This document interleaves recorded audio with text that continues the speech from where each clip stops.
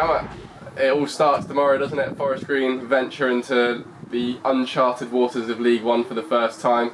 It's an exciting time for the club. Is everyone ready? Yeah, we have to be ready, obviously, but now everyone's raring to go. It's what we've all worked so hard for. Obviously, last season and coming into the season, is a brand new season, a fresh start, and a fresh start for the club, as you mentioned. So yeah, we're looking to put a marker down and try and start well. And I bet it feels really special, particularly for the lads who were here last year and played such a huge part in promotion and of course winning the title, because this is what you earned, isn't it? Yeah, exactly. Like I said, the good thing about being obviously part of a successful team last season is that we've now been able to got to a high division and test ourselves against high opposition, and that's something that we're really looking forward to. But the opposition who will be putting you through your tests on opening day are one you're very familiar with. Yeah, of course. It's we've had great memories obviously last season of achieving promotion at Bristol Rovers.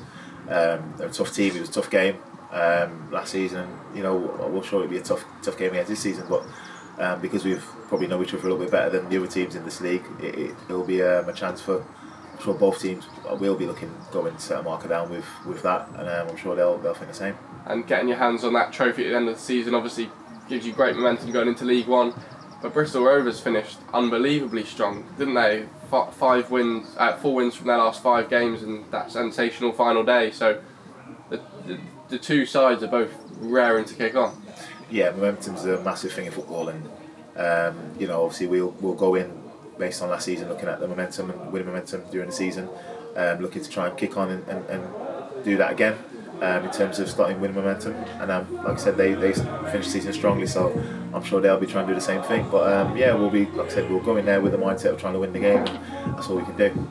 And obviously, Forest Green have made some recruitment, brought some new faces in. How's everything coming together, and how's the change room looking? Yeah, really good. The boys that have come in have settled really well.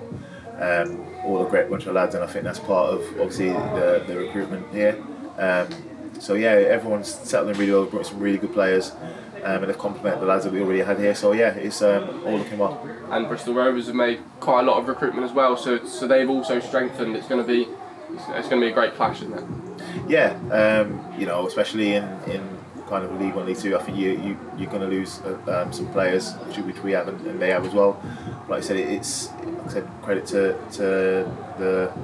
Richard Hughes. He's brought in players who, like I said, complement the lads that are here already, and we'll be looking to kick on again. So the lads that have come in obviously have looked really good and impressive in pre-season and in training. So yeah, we'll be looking to kick on from there.